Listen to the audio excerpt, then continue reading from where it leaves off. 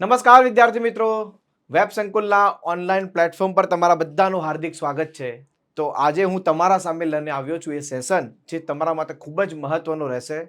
કેન્દ્ર સરકારમાં 2025માં 1,50,000થી પણ વધારે જગ્યાઓ આવી રહી છે. બરોબર. તો વિદ્યાર્થી મિત્રો, ગુજરાતના તમામ વિદ્યાર્થીઓ માટે આ એક સુવર્ણ તક કહી શકાય.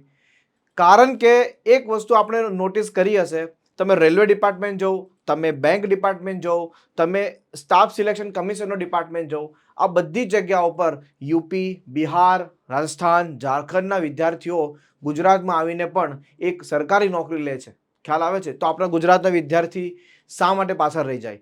કારણ કે હવે કેન્દ્ર સરકાર દરેક એક્ઝામ ગુજરાતી ભાષામાં લઈ રહ્યું છે. તમને આ વાતનો ખબર ના હોય તો હું તમને જણાવી દઉં કે દરેક એક્ઝામ હવે ગુજરાતી ભાષામાં પણ તમે આપી શકો છો. તો આજે આપણે કમ્પ્લીટ કેન્દ્ર સરકારની ભરતી વિશે સંપૂર્ણ માહિતી મેળવીશું કે કયા કયા ડિપાર્ટમેન્ટમાં કેટલી વેકેન્સી છે, વેકેન્સીમાં મતલબ કયા મહિનામાં વેકેન્સીઓ આવશે, તમે ક્યાં એલિજિબલ છો, સબ્જેક્ટ શું છે, દરેક વસ્તુ આજે આપણે ડિટેલમાં જોઈશું. ચાલો હવે આપણે જોઈએ આગળ. સ્ટાર્ટ કરીએ છીએ. આવી રહી છે 2025માં કેન્દ્ર સરકારમાં 1,50,000થી વધારે ભરતી. ચાલો સ્ટાર્ટ કરીએ. તો સૌથી પહેલા આપણે વાત કરીએ તો કેન્દ્ર સરકારમાં ભરતી 2025 ગુજરાતના વિદ્યાર્થીઓ માટે સુવર્ણ તક. કેન્દ્ર સરકારની પરીક્ષા હવે ગુજરાતી ભાષામાં આપી શકાય છે. તમારી સામે આ ચાર્ટ બોર્ડ દેખાય છે. સૌથી પહેલા State Bank of India, banking ડિપાર્ટમેન્ટમાં એક સૌથી મોટામાં મોટું ઓર્ગેનાઇઝેશન કહી શકાય. Largest public sector bank of India છે. ઓકે. એસબીઆઈ એ પોતાની એક્ઝામ લે છે અને એસબીઆઈ હવે તે એક્ઝામ ગુજરાતી ભાષામાં પણ આપી શકાય છે. તમે જોશો આગળ હું તમને સમજાવીશ. ત્યાર પછી institute of banking personal selection, આની અંદર 11 બેંકો છે. કેટલી બેંકો છે? 11 બેંકો છે. બરાબર. અલગ અલગ બધી બેંકો, જેમ કે Punjab national bank, central bank of India. ત્યાર પછી આપણે આગળ વાત કરીએ તો પંજાબ એન્ડ સિંધ બેંક છે, કેનરા બેંક છે, યુનિયન બેંક ઓફ ઇન્ડિયા છે, આંધ્ર બેંક છે.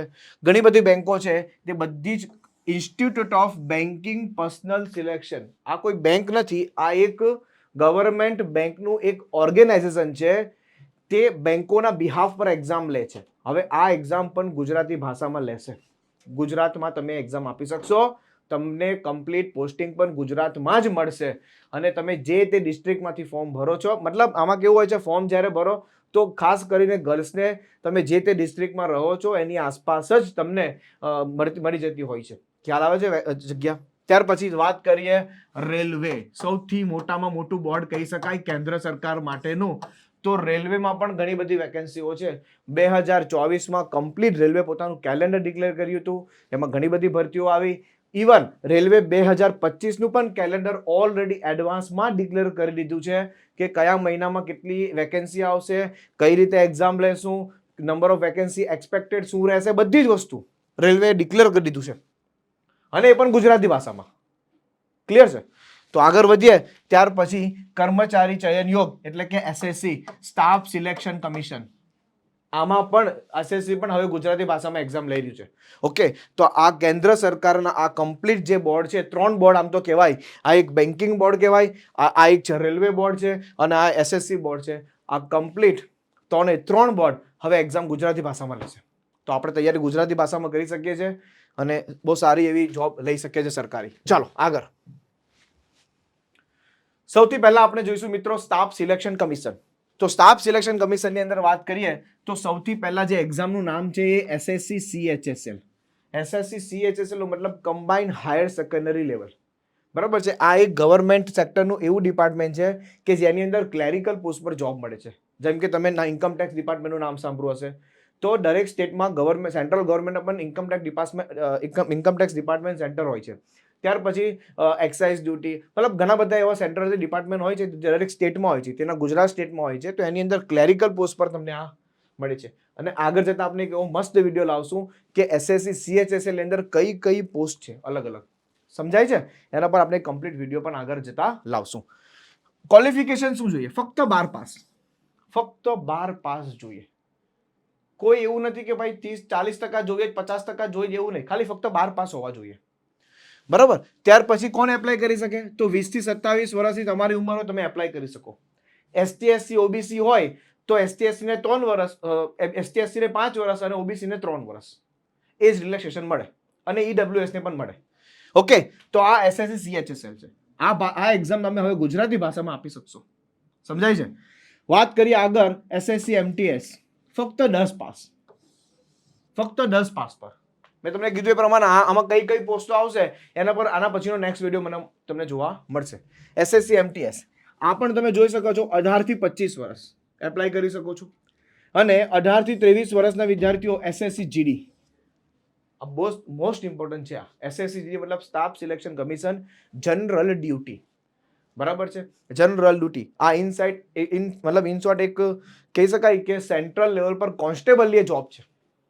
સેન્ટ્રલ લેવલ પર એક ટાઈપની કોન્સ્ટેબલની જોબ છે. જેમ કે ગુજરાત સરકારમાં PSI કોન્સ્ટેબલ આવે એવી રીતે SSC દ્વારા CFS, BSF, બરાબર છે, અલગ અલગ જે ડિપાર્ટમેન્ટ છે એની અંદર કોન્સ્ટેબલની ડ્યુટી છે. આ SSC GD એમાં પણ ક્વોલિફિકેશન 10 પાસ જ જોઈએ. એમાં પણ ક્વોલિફિકેશન કેટલું જોઈશે બેટા? ઓનલી 10 પાસ જોઈએ. ડન છે? તો આ છે સ્ટાફ સિલેક્શન કમિશન. આ એક્ઝામ કમ્પ્લીટલી દર વર્ષે લેવાય છે અને ગુજરાતી ભાષામાં આપી શકો છો. આપણે તૈયારી પ્રોપર ગુજરાતી ભાષામાં પણ કરાવીશું. આગળ વધશું. આગળ વધીએ તો બેન્કિંગ ડિપાર્ટમેન્ટ, બરાબર છે. હવે અમુક વિદ્યાર્થીઓને પહેલેથી હોય કે સર મારા ફાધર બેંકમાં છે, મારે પણ બેંકમાં જવું છે. તમે જનરલી જોશો કોઈક એક બેંકની વિઝિટ કરજો, કોઈ પણ એક તમારી આસપાસ કોઈક બેંક હશે ને, પણ ગવર્મેન્ટ બેંકની વિઝિટ કરજો. હા, પ્રાઇવેટ બેંકની નહીં, એક ગવર્મેન્ટ બેંકની વિઝિટ કરજો. ચલો ને SBI ની જ વિઝિટ કરો તમે. ત્યાં તમે જોશો ને તો લગભગ અમુક સ્ટાફ છે ને નોર્થ ઇન્ડિયન હશે. ખ્યાલ આવે છે? એટલે કે આઉટ ઓફ ગુજરાતનો સ્ટાફ હશે. કેમ એવું છે? કારણ કે બેટા ત્યાંથી લોકો અહીંયા આવીને જોબ લઈ લે છે. કારણ કે ગુજરાતનું કટ ઓફ કેન્દ્ર સરકારમાં થોડું નીચું હોય છે. યુપી બિહારમાં તમે જશો ને તો સેન્ટ્રલ ગવર્મેન્ટની જે વેકેન્સી આવે ત્યાં કટ ઓફ ઘણું બધું ઉપર જાય. એટલે ત્યાંથી એક્ઝામ ક્લિયર કરવી એ લોકો માટે ડિફિકલ્ટ થાય. એટલે એ લોકો ગુજરાતમાં આવીને એક્ઝામ ક્લિયર કરી લે. રાજસ્થાન, આપણે આ ગાંધીનગરની વાત કરીએ, સાબરકાંઠા, બનાસકાંઠા રાજસ્થાનની નજીક છે. તો રાજસ્થાનના વિદ્યાર્થીઓ પણ અહીંયા આવીને એક્ઝામ ક્લિયર કરી દે. ખ્યાલ આવે છે? હું એમ નથી કહેતો ના કરો, પણ કહેવાનો મારો મતલબ છે આપણા ગુજરાતના વિદ્યાર્થીઓ માટે પણ એક સુવર્ણ તક છે. ગુજરાતના વિદ્યાર્થીને ખબર જ નથી કે એક્ઝામ ગુજરાતી ભાષામાં લેવાય છે. હું જનરલી યુટ્યુબ પર લેક્ચર લેતા હોઉં ત્યારે મને કમેન્ટમાં કહે સાહેબ ગુજરાતીમાં એક્ઝામ આપી શકાય? અરે બેટા ગુજરાતીમાં જ એક્ઝામ આપી શકાય અને તમને ગુજરાતમાં જ જોબ મળે. એવું નથી કે તમને આઉટ ઓફ ગુજરાતની બહાર મોકલી દે. સમજાય છે? કહેવાનો મારો મતલબ છે કમ્પ્લીટ બેન્કિંગ સેક્ટરમાં તમે ગુજરાતી ભાષામાં એક્ઝામ આપી શકો છો. હવે કઈ એક્ઝામ ગુજરાતી ભાષામાં આપી શકો એના વિશે હું તમને માહિતી આપું. તો સૌથી પહેલા નામ સાંભળો છે IBPS ક્લર્ક, અને ના ખબર હોય તો જણાવી દઉં. IBPS એક બેંક નથી, એક ઓર્ગેનાઇઝેશન છે જેની અંદર 11 બેંકો છે. કેટલી? 11 બેંકો છે. અલગ અલગ બેંક છે. પંજાબ નેશનલ બેંક છે, ત્યાર પછી કેનરા બેંક છે, યુનિયન બેંક ઓફ ઇન્ડિયા છે, બેંક ઓફ બરોડા છે. આવી ઘણી બધી બેંકો છે. અમુક બેંકો મર્જ થઈ ગઈ છે. આ બધી બેંકો છે. એવી IBPS એની એક્ઝામ લે છે ક્લેરિકલ પોસ્ટ પર. ક્વોલિફિકેશન શું હોવું જોઈએ? કોઈ પણ ગ્રેજ્યુએટ ચાલે. એવું નહીં કે ફક્ત BCom વાળા જ. હવે અમુક વિદ્યાર્થીની મેન્ટાલિટી શું છે કે સાહેબ બેંકની અંદર તો ખાલી BCom વાળા જ જઈ શકે. ના બેટા, એવું નથી. બેંકની અંદર કોઈ પણ, તમે BSc કરેલું હોય, તમે BCA કરેલું હોય, તમે BBA કરેલું હોય, તમે BCom કરેલું હોય, કોઈ પણ ગ્રેજ્યુએટ જઈ શકે. સમજાય છે? એટલે કોઈ પણ સ્નાતક હોય એ એક્ઝામ આપી શકે. હા, 12 પાસ 10 પાસ વાળા એક્ઝામ ના આપી શકે. બેંક એક્ઝામમાં 12 પાસ 10 પાસ વાળા એલાઉડ નથી. ફક્ત કમ્પ્લીટ ગ્રેજ્યુએશન જોઈએ. કેટલા ટકા જોઈએ એવું કોઈ રિક્વાયરમેન્ટ નથી. બસ તમે પાસ થયેલા હોવા જોઈએ. અમુક વિદ્યાર્થીઓ છે મારી તો KT આવી, હું ફોર્મ ભરી શકું. અરે બેટા, તમારા 10 રિઝલ્ટ હોય તો એ ચાલે, બસ તમે ખાલી પાસ હોવા જોઈએ. KTમાં રિઝલ્ટ કેવા આવે? 3 વર્ષના 3 રિઝલ્ટ હોય તો 6 રિઝલ્ટ હોય, કોઈના 4 રિઝલ્ટ હોય, કોઈના 5 રિઝલ્ટ હોય. કેમ એવું હોય? કારણ કે KTમાં બીજું રિઝલ્ટ મળે. તો એવું કંઈ ટેન્શન નહીં લેવાનું. આની અંદર તમે એપ્લાય કરી શકો છો. તમારી ઉંમર હોવી જોઈએ 20 થી 28 વર્ષ. સમજાય છે? ST SC તો 5 વર્ષ, OBC હોય તો 3 વર્ષ. આગળ વધીએ. Super. IBPS RRB regional rural bank. આને બેટા ગ્રામીણ બેંકો કહેવાય. કઈ બેંકો કહેવાય છે? ગ્રામીણ બેંકો. આ ગ્રામીણ બેંકો એટલે કઈ બેંકો? ગામમાં બેંક હોય છે? ના, ગામમાં બેંક નથી હોતી. આનું વર્ક એગ્રીકલ્ચર રિલેટેડ વર્ક હોય છે, એટલે કે ગ્રામીણ બેંકો કહેવાય છે. આપણા ગુજરાતમાં 2 ગ્રામીણ બેંક છે. એક છે બરોડા ગ્રામીણ, એક છે બરોડા ગ્રામીણ અને બીજું છે સૌરાષ્ટ્ર ગ્રામીણ. સૌરાષ્ટ્ર ગ્રામીણ. એવી આખા દેશમાં 54 RRB છે. 54 બેંકો છે જે ગ્રામીણ ક્ષેત્રનું વર્ક કરે છે. દરેક સ્ટેટની અલગ અલગ ગ્રામીણ બેંકો હોય છે. આપણા ગુજરાતની 2 ગ્રામીણ બેંકો છે. અમુક સ્ટેટમાં 3 ગ્રામીણ બેંક હોય, અમુક સ્ટેટમાં 4 ગ્રામીણ બેંક હોય. જે પ્રમાણેનું સ્ટેટ હોય એ પ્રમાણેની ગ્રામીણ બેંક હોય. તો એવી રીતે આપણે અહીંયા એક બરોડા ગ્રામીણ બેંક છે અને એક સૌરાષ્ટ્ર ગ્રામીણ બેંક છે આપણા ગુજરાતમાં. ખ્યાલ આવે છે? ઇવન ગુજરાતની વેકેન્સી પણ અલગથી હોય છે. આખા દેશમાં માની લો વેકેન્સી 10,000 નીકળી તો ગુજરાતની અંદર 500 થી 600 વેકેન્સી ખાલી ગુજરાતમાં જ હોય છે. સમજાય છે શું કહેવા માંગુ છું? એમાં પણ કોઈ પણ ગ્રેજ્યુએટ એપ્લાય કરી શકે છે. કોઈ મિનિમમ પર્સન્ટેજની રિક્વાયરમેન્ટ નથી. આગળ વધીએ. 18 થી 28 વર્ષ ક્લર્ક માટે, 18 થી 30 વર્ષ પીઓ માટે. આમાં બે છે. આ એક આઈબીપીએસ આરઆરબી એવું છે કે જેમાં પીઓ અને ક્લર્ક પર હોય છે. હવે પીઓ શું છે અને ક્લર્ક શું છે થોડુંક શોર્ટમાં સમજાવી દઉં. ક્લર્ક એટલે કે આસિસ્ટન્ટ વર્ક, પીઓ એટલે કે પ્રોબેશનરી ઓફિસર. તમે બેંકની વિઝિટ કરશો એટલે તમને આઈડિયા આવશે. તમે ક્યારેક કરી પણ હશે, તમને આઈડિયા હશે કે તમે બેંકમાં જશો તો ફ્રન્ટ ડેસ્ક પર જેટલા પણ વ્યક્તિઓ કામ કરતા હોય એ બધા ક્લેરિકલ વર્કનું કામ કરે છે. બેંક એકાઉન્ટ ઓપન કરવું, ઇન્ટરનેટ બેન્કિંગ ચાલુ કરવું, તમારું કેશ ડિપોઝિટ કરવા, કેશ વિથડ્રોલ કરી આપવા, આ બધું કામ જે તમને કરી આપે એ બધા ક્લેરિકલ હોય છે. અને બેક ઓફિસ મતલબ તમે જોશો તો ફ્રન્ટ ડેસ્કની પાછળ જે લોકો બેઠા હોય છે, બરાબર છે, એ બધા ઓફિસર્સ હોય છે. એ ડાયરેક્ટ કસ્ટમરના કોન્ટેક્ટમાં નથી આવતા. કસ્ટમરના કોન્ટેક્ટમાં કોણ આવે? ડાયરેક્ટ ક્લર્ક કોન્ટેક્ટમાં આવે. પીઓ શું કામ કરે? તો ક્લેરિકલ જેટલું પણ વર્ક થાય છે એની વેરીફાઈ કરવાનું કામ. માનો તમારે બેંકમાંથી લોન લેવી છે તો લોનના જે ડોક્યુમેન્ટ પ્રોપર છે કે નથી એને વેરીફાઈ કરવું, તમને લોન આપવી કે ના આપવી, બધી જ વસ્તુનું ડિસિઝન પીઓના હાથમાં હોય છે. તો એક રિસ્પોન્સિબિલિટી વાળી જોબ છે. બરાબર છે. સેલરીની વાત કરીએ તો બધામાં સેલરી 35-40 હજાર સેલરી છે ક્લર્કની, અને પીઓની સેલરી 50,000 પ્લસ છે. આની અંદર પીઓની સેલરી 50,000 પ્લસ છે. એવી રીતે એસબીઆઈ ક્લર્ક ઓકે, 20 થી 28 વર્ષ એની એજ લિમિટ છે. કોઈ પણ ગ્રેજ્યુએટ એપ્લાય કરી શકે છે. અહીંયા હું ફક્ત તમને એ અવેર કરું છું કે ગવર્મેન્ટ ગુજરાતના વિદ્યાર્થી પણ આ સરકારી કેન્દ્ર સરકારની ભરતીમાં એપ્લાય કરી શકે છે. એવો પણ એક્ઝામ આપી શકે છે. આગળ સિલેબસ શું છે, કેવી રીતે કરવાનું છે, બધું સમજાવીશ. બરાબર છે. શું સેલરી મળશે એ અલગથી વિડીયો બનાવીશ, એની ચિંતા તમે નહીં કરો. A to Z ઇન્ફોર્મેશન હું તમને આપીશ. આગળ નેક્સ્ટ. હવે વાત કરીએ બેટા રેલવે. મોસ્ટ ઇમ્પોર્ટન્ટ બોર્ડ છે. છેલ્લા 1 વર્ષથી રેલવે ખૂબ ચર્ચામાં છે. કારણ કે રેલવે 2024 અને 2025 આ બંને વર્ષોમાં રેલવેમાં ખૂબ મોટા પાયા પર ભરતી થઈ રહી છે. ખૂબ એટલે ખૂબ મોટા પાયા પર ભરતી. અને આ રેલવે એવું નથી કે હવામાં વાત કરે છે. આ રેલવે કમ્પ્લીટ એકદમ રેગ્યુલર થઈ ગયું છે. અત્યાર સુધી રેલવે હવામાં વાત કરતું, પણ હવે રેલવે એકદમ રેગ્યુલર થઈ ગયું છે. આ વર્ષે એને એનું કેલેન્ડર આપી દીધું. અરે 2025નું કેલેન્ડર આપી દીધું. 2024માં કઈ તારીખે એક્ઝામ છે એનું કેલેન્ડર આપી દીધું. સમજાય છે શું કહેવા માંગુ છું? રેલવે એકદમ કમ્પ્લીટ રેગ્યુલર થઈ ગયું છે. બેન્કિંગ તો રેગ્યુલર છે જ. 11 વર્ષથી રેગ્યુલર છે બેંક. એસએસસી છેલ્લા 3-4 વર્ષથી રેગ્યુલર છે. રેલવે હવે એકદમ રેગ્યુલર થઈ ગયું છે. એટલે સેન્ટ્રલ ગવર્મેન્ટની એક્ઝામ દર વર્ષે આવે. દર વર્ષે આવે. હવે એમાં જો કઈ આવે તો non technical popular categories NTPC. કોણ એપ્લાય કરી શકે? 12 પાસ વાળા અને ગ્રેજ્યુએટ એપ્લાય કરી શકે. નોન ટેકનિકલ પોસ્ટ છે. એટલે કે જ્યારે બીસીએ કરેલું હોય, બીબીએ કરેલું હોય, બીકોમ કરેલું હોય, કોઈ 12 પાસ હોય, એ બધા જ આ એનટીપીસીમાં એપ્લાય કરી શકે. આમાં લેવલ વાઇઝ હોય છે. લેવલ 4 હોય, લેવલ 5 હોય, લેવલ 6 હોય, આ ટાઈપની પોસ્ટ હોય છે. જેમ કે બેંકમાં ક્લર્ક અને પીઓ હોય તો આમાં લેવલ 4, 5, 6ની પોસ્ટ હોય છે. જેમ કે એમાં સેશન માસ્ટર હોય, ચીફ કમર્શિયલ કમ ટિકિટ ક્લર્ક હોય, સિનિયર ટિકિટ સુપરવાઇઝર હોય. આવીના અલગ પોસ્ટો પર આ જોબ હોય છે.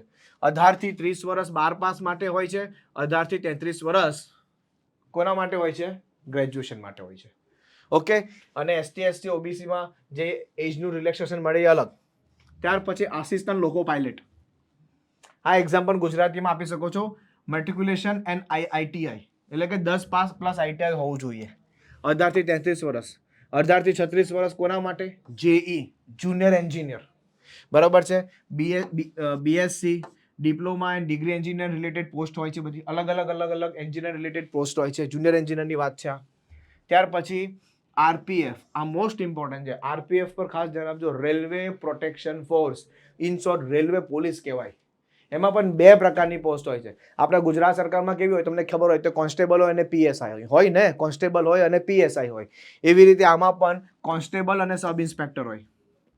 એવી રીતે રેલવેમાં પણ કોન્સ્ટેબલ અને સબ ઇન્સ્પેક્ટર હોય. એમાં કોન્સ્ટેબલ માટે 10 પાસ છે અને સબ ઇન્સ્પેક્ટર માટે ગ્રેજ્યુએટ, કોઈ પણ ગ્રેજ્યુએટ એમાં એપ્લાય કરી શકે છે. 18 થી 25 વર્ષ કોન્સ્ટેબલ માટે, 20 થી 25 વર્ષ સબ ઇન્સ્પેક્ટર માટે. ત્યાર પછી ગ્રુપ ડી. આમાં ઘણા બધા હોય છે. સિવિલ, કોઈ સિવિલ કરેલું હોય, કોઈ એન્જિનિયરિંગ કરેલું હોય, કોઈ મિકેનિકલ, ઇલેક્ટ્રિકલ. ત્યાર પછી અલગ ડિપાર્ટમેન્ટ છે રેલવેના, બહુ બધા ડિપાર્ટમેન્ટ છે લેવલ 1 ની પોસ્ટ પર. એના રીતે જોબ મળી શકે છે. અને 18 થી 33 વર્ષ આની એજ લિમિટ છે. આખું રેલવે કમ્પ્લીટલી ગુજરાતીમાં એક્ઝામ લે. ગુજરાતીમાં એક્ઝામ લે તો આપના ગુજરાતમાં જોબ લાગે? હા, તો ગુજરાતમાં જોબ લાગે. બીજી વસ્તુ, આપણા માટે મેઇન ડિવિઝન કયું છે? તો આના માટેનું મેઇન ડિવિઝન છે ગુજરાતમાં અમદાવાદ. મેઇન ઝોન અમદાવાદ લાગે. રેલવેમાં સ્ટેટ વાઇઝ નહીં હોય, રેલવેમાં ઝોન વાઇઝ એક્ઝામ લેવાય છે. અમદાવાદ ઝોન છે, અજમેર ઝોન છે, બેંગલુરુ ઝોન છે, મુંબઈ ઝોન છે, એના અલગ ઝોન છે. બરાબર છે? તમે એક્ઝામ ગમે તે ઝોનમાંથી આપી શકો છો અને એક્ઝામ તમારી માતૃભાષામાં પણ તમે આપી શકો છો. માની લો તમે મુંબઈ ઝોનથી એક્ઝામ આપવા માંગો છો અને ગુજરાતીમાં એક્ઝામ આપવા માંગો છો તો આપી શકો છો. તમે અમદાવાદ ઝોનથી ફોર્મ ભરો છો અને ગુજરાતીમાં એક્ઝામ આપવા માંગો છો, આપી શકો છો. એટલે ગુજરાતીમાં એક્ઝામ આપી શકો છો. ચાલો આગળ વધીએ. નેક્સ્ટ હવે જોઈશું આપણે એક્સપેક્ટેડ વેકેન્સી 2025માં કેટલી છે. હવે શું સમજો, લાસ્ટ યરના મેં 2-3 વર્ષના પણ ડેટા લઈ લીધા એટલે તમને પ્રોપર આઈડિયા આવે કે વેકેન્સી લાસ્ટ યરમાં પણ કેટલી આવી હતી ને હવે કેટલી આવશે. તો બેટા એસએસસી CHSL ની વાત કરું, સ્ટાફ સિલેક્શન કમિશન દર વર્ષે મે જૂનમાં આવે. એટલે આપણે તૈયારી અત્યારથી ચાલુ કરી દેવી જોઈએ. કમસે કમ કોઈ પણ એક્ઝામ તમારે ક્લિયર કરવી હોય તો એના 6 મહિના અગાઉ તમારે પ્રોપર તૈયારી શરૂ કરી દેવી જોઈએ, તો આ એક્ઝામ ક્લિયર થાય. તમે 1-2 મહિના પહેલા ફોર્મ આવે અને તમે તૈયારી શરૂ કરો અને પછી કે સર હું પાસ નહીં તો મને પેપર ટફ લાગે છે, કેન્દ્ર સરકારની એક્ઝામ તો બહુ ટફ આવે, તો એ ભૂલ આપણી છે, કેન્દ્ર સરકારની નથી. કેમ? કારણ કે આપણે ટાઈમ પર તૈયારી શરૂ કરીએ છીએ. ટાઈમ પહેલા તૈયારી શરૂ થાય. તૈયારી ક્યારે શરૂ થાય કે તમને ખબર જ છે કે 6-8 મહિના પછી એક્ઝામ આવવાની છે, તો આજથી તૈયારી શરૂ કરી દેવાની હોય અને પ્રોપર વેમાં તૈયારી કરો. એક્ઝામ આવે, ફોર્મ ભરો, ક્લિયર કરો, ખતમ. શું કહેવાનો મારો મતલબ છે, મે જૂનમાં એક્ઝામ આવે, દર એક્ઝામ ની આવે, નોટિફિકેશન આવે. એક્ઝામ એને 1 થી 2 મહિના પછી આવે. આ નવેમ્બર ચાલે, ચલો નવેમ્બર આજે ક્લોઝ થઈ ગયું, પતી ગયું. કાલથી ડિસેમ્બર ચાલુ થાય છે, તો જાન્યુઆરીના 5 મહિના અને ડિસેમ્બર 1, તો 6 મહિના પછી પ્રોપર છે. 7મા-8મા મહિને એક્ઝામ આવી જશે. તો એકદમ સારી રીતે પ્રોપર જો 6 મહિના અગાઉ તૈયારી કરો તો આરામથી 6 મહિના પછી તમારી પાસે એક મસ્ત એક્ઝામ આપીને 8 થી 8 મહિના પછી તમારી પાસે ગવર્મેન્ટ જોબ હોય. પણ તૈયારી આજે કરવી પડે. ખ્યાલ આવે છે? આગળ વધીએ. તો 2023માં 1600 વેકેન્સી હતી. 2024માં જો વધી ગઈ વેકેન્સી, 3712 વેકેન્સી થઈ ગઈ. તો મોસ્ટ પ્રોબેબલી વેકેન્સી અહીંયા પણ વધવાના ચાન્સીસ છે. આ એક્સપેક્ટેડ વેકેન્સી છે. દર વર્ષે આવે છે એવું નહીં. તો 2022માં પણ હતી. હવે એવા તો ઘણા બધા વર્ષે વેકેન્સી આવે, તો બધાનું કેલેન્ડર બનાવીનો કોઈ મતલબ નથી ને. છેલ્લા 2-3 વર્ષના ડેટા લઈને હું તમને એ સમજાવવા માંગુ છું કે દર વર્ષે વેકેન્સી આવે છે અને દર વર્ષે વેકેન્સીઓ વધે પણ છે. ચાલો આગળ. એસએસસી MTS જૂન જુલાઈમાં જેવું આ પતે એટલે આની વેકેન્સી બહાર પડશે. બરાબર, 1773 વેકેન્સી. કેટલો મોટો જમ્પ આવ્યો, ડાયરેક્ટ 9583 વેકેન્સી. તમે વિચારો, સૌથી મોટો જમ્પ લીધો અને આ 7000ની આસપાસ વેકેન્સી બહાર પડશે એક્સપેક્ટેડ. આપણે એવું અનુમાન લગાવી શકાય કે આટલી વેકેન્સીની આસપાસ આવશે. આવશે એ કન્ફર્મ છે, પ્લસ માઇનસ થશે પણ આવશે એ કન્ફર્મ છે. બીજી વસ્તુ, એસએસસી જીડી એટલે કે જનરલ ડ્યુટી, આ પતે જેવું આમાં આવશે. 50,000થી વધારે આમાં ભરતીઓ થાય છે. થઈ લઈ 2023માં થઈ ગઈ, 2024માં આટલી વેકેન્સી બહાર પડી ગઈ, તો આમાં પણ આટલી વેકેન્સી આવવાની શક્યતા છે. હવે એમ નહીં સમજતા કે આ વધારે છે, ઓછી થઈ ગઈ તો હવે હજી ઓછી આવશે, એવું ના હોય. બરાબર છે? જે પ્રમાણે રિક્વાયરમેન્ટ હોય એ પ્રમાણે વેકેન્સી આઉટ કરે લોકો. ખ્યાલ આવે છે? અને એવી રીતે ફોર્મ ભરી શકો છો ને એક્ઝામ ક્લિયર કરી શકો છો. હવે આગળ વાત કરીએ.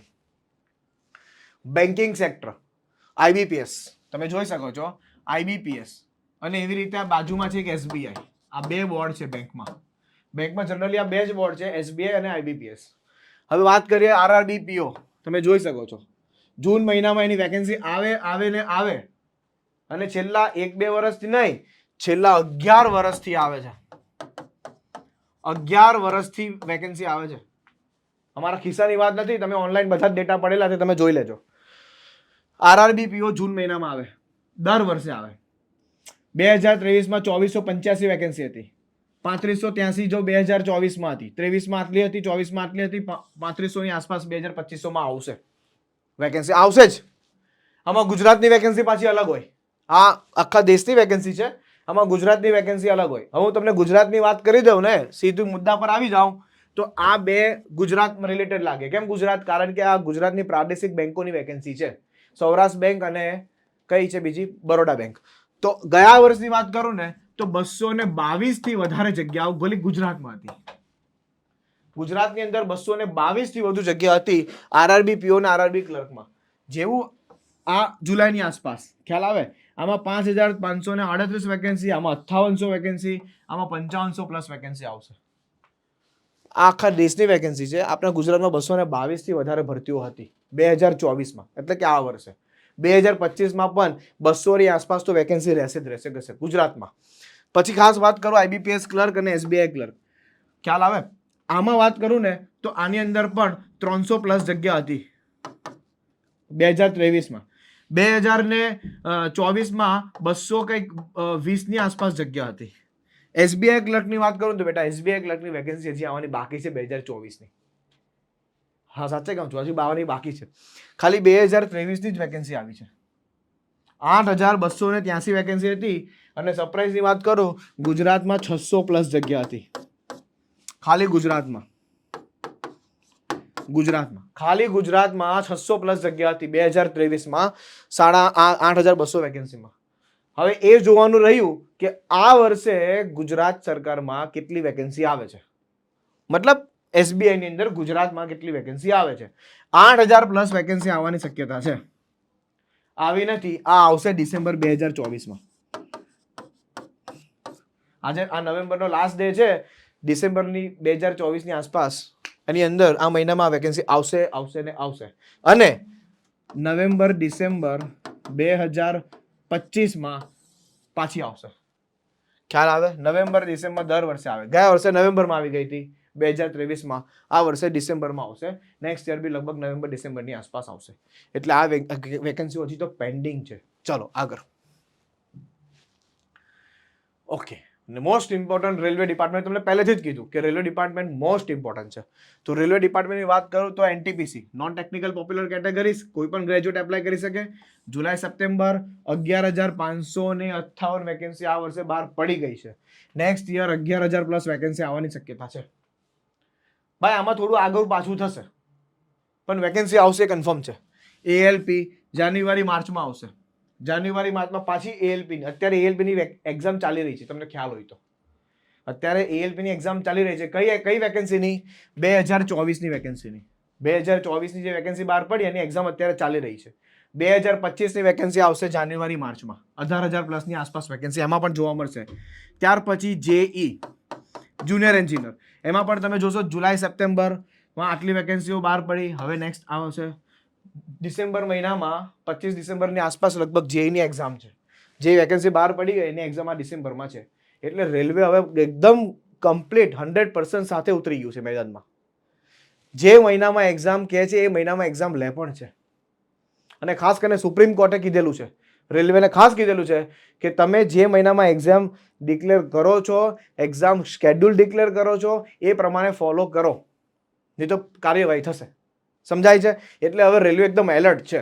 રેલવે બોર્ડ હવે કમ્પ્લીટ એક્ઝામ લેશે. 2024માં પણ લેશે, 2025માં પણ લેશે. 24માં તો લઈ જ રહ્યું છે, 25નું કેલેન્ડર આવી ગયું છે, તો એ પ્રમાણે એક્ઝામ શેડ્યુલ કરશે રેલવે. ચાલો આગળ. ટેકનિશિયનની પણ ભરતી એપ્રિલમાં આવશે. આ તેની વેકેન્સીઓ છે. અને ગ્રુપ ડી આ વેકેન્સી બાકી હજી. આ બાકી છે, આ હજી બાકી છે. આ વર્ષની વેકેન્સી બાકી, આવતા વર્ષની વેકેન્સી પણ બાકી. આ વર્ષની હજી વેકેન્સી આવી નથી, એ પણ આવશે ડિસેમ્બરમાં. ખ્યાલ આવે છે? એટલે રેલવે બોર્ડમાં સંપૂર્ણ ભરતી જબરજસ્ત આવી રહી છે. ચાલો હવે વાત કરીએ કે કેન્દ્ર સરકારનો સિલેબસ શું. એટલે ઘણા બધા વિદ્યાર્થીના મનમાં એવું છે, સર કેન્દ્ર સરકારનું લેવલ તો ઘણું ટફ આવે, આપણે એક્ઝામ ના ક્લિયર કરી શકીએ. એવું કંઈ નથી હોતું. એક્ઝામ ગુજરાતી ભાષામાં આપી શકો છો અને એક્ઝામનું લેવલ ગુજરાત સરકારની એક્ઝામ કરતાં થોડું વધારે હોય. થોડું વધારે નહીં, થોડું વધારે હોય. એટલું બધું વધારે પણ નથી હોતું. ખ્યાલ આવે છે? તમે જોઈ શકો છો. આમાં હું એસએસસી રેલવે અને બેન્કિંગને બે ભાગમાં વેચીશ. એસએસસી અને રેલવેનો સિલેબસ એક કરી લઈશ. બેન્કિંગનો સિલેબસ થોડો અલગ છે.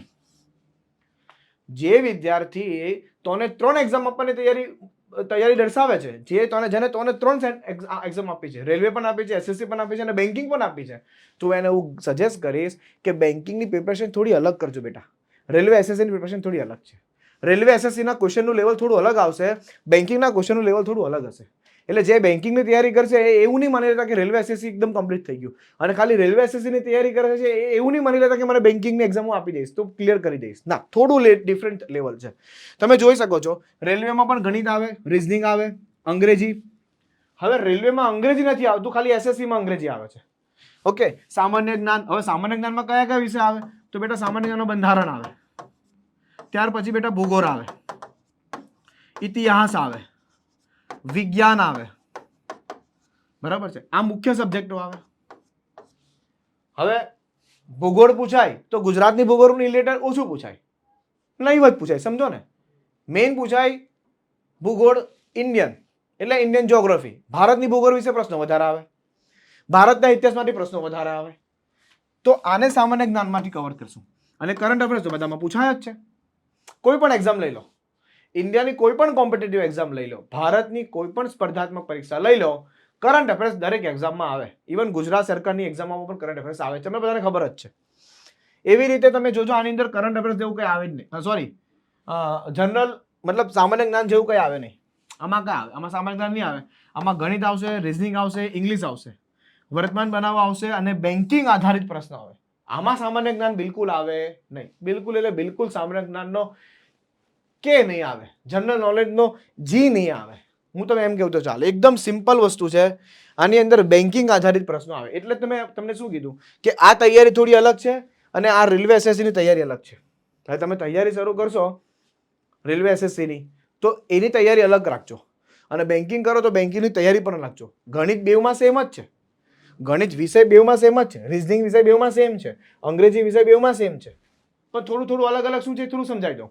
આમાં ગણિતનું જે લેવલ આવે એના પ્રશ્નો થોડા કેલ્ક્યુલેટિવ હોય, માઇન્ડમાં કેલ્ક્યુલેશન વધારે કરવી પડતી હોય. આની અંદર ગણિતના પ્રશ્નોનું લેવલ ઇઝી હોય, આરામથી સોલ્વ થઈ શકે. રિઝનિંગમાં મોટે ભાગે પઝલ પર ભાર આપવામાં આવે, બરાબર છે. આમાં એટલો બધો પઝલ પર ભાર નહીં આપવામાં આવે. બધા પ્રશ્નોમાંથી થોડું, બધા ચેપ્ટરમાંથી થોડું થોડું પૂછાય. આમાં પઝલમાં સૌથી વધારે ભારણ હોય. અહીંયા અંગ્રેજી ગ્રામેટિકલ બેઝ વધારે હોય. તમને ગ્રામરના રૂલ્સ આ તે બધું એકદમ પ્રોપર જીરોમાં, મતલબ એકદમ નાનામાં નાનો નિયમ પણ તમને ગ્રામરનો ખબર હોવો જોઈએ. આમાં ઇંગ્લિશ ગ્રામેટિકલ બેઝ નથી આવતું. આમાં ઇંગ્લિશ આવે એ ગ્રામેટિકલ બેઝ નથી આવતું. આમાં કોમ્પ્રેન્શન બેઝ ઇંગ્લિશ આવે, વર્બલ ઇંગ્લિશ વધારે આવે. રીડિંગ કોમ્પ્રેશન પૂછાય, જમ્બલ પૂછાય, ખ્યાલ આવે છે, ક્લોઝ ટેસ્ટ પૂછાય. આ ટાઈપના અલગ ટાઈપના મતલબ પેરેગ્રાફ આપ્યો એમાંથી આન્સર આપવાનો હોય, એક મોટો પેરેગ્રાફ આપ્યો વચ્ચે વચ્ચે ખાલી જગ્યા હોય એ પૂરવાની હોય, એ ટાઈપનું ઇંગ્લિશ વધારે પૂછાય. કરંટ અફેર્સ તો તમને ખબર જ છે, આમાં કરંટ અફેર્સ છેલ્લા 5 થી 6 મહિનાનું જ પૂછાય. જ્યારે આમાં કરંટ અફેર 1 વર્ષ પહેલાનું પૂછાય, 1 વર્ષ પહેલાનું પૂછાય કરંટ અફેર્સ. આમાં બેન્કિંગ રિલેટેડ પ્રશ્ન પૂછાય. આરબીઆઈ શું છે, આરબીઆઈની મોનિટરી પોલિસી શું છે, એટીએમ નો મતલબ શું છે, વ્હાઇટ લેબલ એટીએમ શું છે, ખ્યાલ આવે છે, આરટીજીએસ નો મતલબ શું છે, બેંક રેટ શું છે, રેપો રેટ શું છે, રિવર્સ રેપો રેટ શું છે, બેન્કિંગ રિલેટેડ ટર્મ પૂછાય. આમાં એવું કાંઈ ના પૂછાય. આમાં સીધું કરંટ અફેર્સ પૂછાય, બંધારણ, ભૂગોળ, ઇતિહાસ અને સામાન્ય જ્ઞાન જે કેવું વિજ્ઞાન એ પૂછાય. ક્લિયર થાય છે હું શું કહેવા માંગુ છું? તો વિદ્યાર્થી મિત્રો, આ છે કમ્પ્લીટ અભ્યાસક્રમ અને બેવની અલગ અલગ તૈયારી. પણ દર વર્ષે વેકેન્સી આવે છે અને 2025માં 1,50,000થી પણ વધુ ભરતી આવી રહી છે. તમે ટોટલ કરશો બધાનું તો એટલી વેકેન્સી થઈ જ જશે. સમજાય છે? હવે આગળ વધીએ તો તમને સેમ મહત્વની જે બાબત કહેવા માંગુ છું, મહત્વનું જે છે એ સમજો. આની અંદર શું કહેવા માંગુ છું, આ તૈયારી માટે કઈ રેલવે, એસએસસી અને બેન્કિંગ, આની તૈયારી માટે SSC, banking, railway by web Sankul, ધ્યાનથી સાંભળજો, SSC, railway, banking by web Sankul નામની એક યુટ્યુબ ચેનલ બનાવેલી છે. આ યુટ્યુબ ચેનલને તમે સબસ્ક્રાઇબ કરી લો. આ યુટ્યુબ ચેનલની ઉપર કમ્પ્લીટલી ફ્રીમાં, જે તમને પૈસા ખર્ચતા નથી મળતું એ વસ્તુ કમ્પ્લીટલી ફ્રીમાં અત્યારે અમને આપી રહ્યા છે. સાચે કહું છું, દિલથી આપી રહ્યા છે. તમે જોશો તો રેલવે એનટીપીસી ની અત્યારે તમે જોશો તો રેલવે એનટીપીસી ની એક્ઝામ, આમાં બધી એક્ઝામ આવી જશે.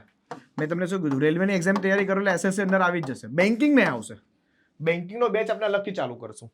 તો રેલવે એસએસસી માટેનું અત્યારે ફ્રી બેચ ચાલી રહ્યો છે, જેની અંદર આપણે મેથ્સ પણ કરાવીએ છીએ, રિઝનિંગ પણ કરાવીએ છીએ, ત્યાર પછી અત્યારે બંધારણ પણ ચાલે છે અને ઇતિહાસ પણ ચાલે છે. વિજ્ઞાન એ આવશે, બરાબર છે, વિજ્ઞાન આવશે અને ભૂગોળ આવશે અને વર્તમાન બનાવો પણ આવશે, એટલે કે કરંટ અફેર્સ પણ આવશે. આ બધા જ વિષયો તમને કરવામાં આવશે. અત્યારે આ 4 વિષયથી તૈયારી શરૂ ઓલરેડી કરી દીધી છે. મેથ્સની અંદર લગભગ 12-13 લેક્ચર, પહેલો સમજાયું છે સાદુરૂપ અને બીજું છે નંબર સિસ્ટમ, હજી ચાલે છે. એકદમ ડિટેલમાં નાનામાં નાના કન્સેપ્ટ પણ કરાવ્યા છે, બહુ ડિટેલમાં જેને કરાવ્યું છે, સમજાય છે. ત્યાર પછી રિઝનિંગ પણ ચાલે છે અને કમ્પ્લીટ ફ્રી એક્સપ્રેસ બેચ છે. બેચનું નામ જ છે ફ્રી એક્સપ્રેસ બેચ. કોઈ જાતનો કોઈ 1 રૂપિયો નથી લેવાનો, કમ્પ્લીટલી ફ્રીમાં તૈયારી.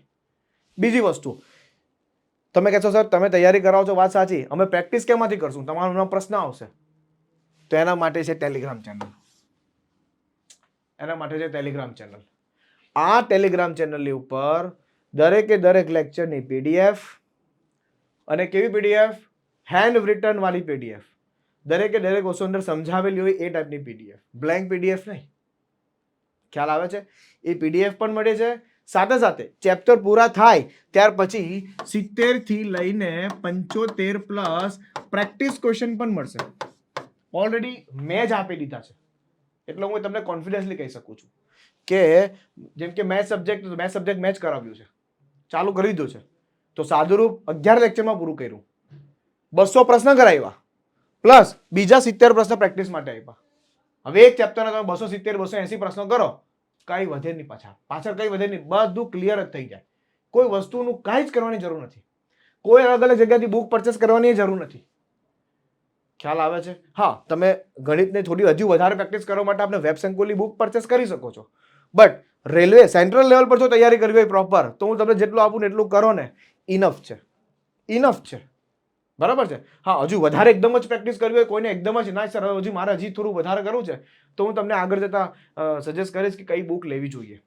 પણ અત્યારે હું આપું છું એટલું ઇનફ છે. સમજાય છે? તો 2 વસ્તુ છે, એક તો SSC banking railway by web Sankul, આ યુટ્યુબ ચેનલ છે આપણી, આ ચેનલમાં જોઈન થઈ જાઓ, સબસ્ક્રાઇબ કરી લો આ ચેનલને, એટલે તમને કમ્પ્લીટ નોટિફિકેશન મળે, લેક્ચર ટાઈમ ટુ ટાઈમ મળે છે.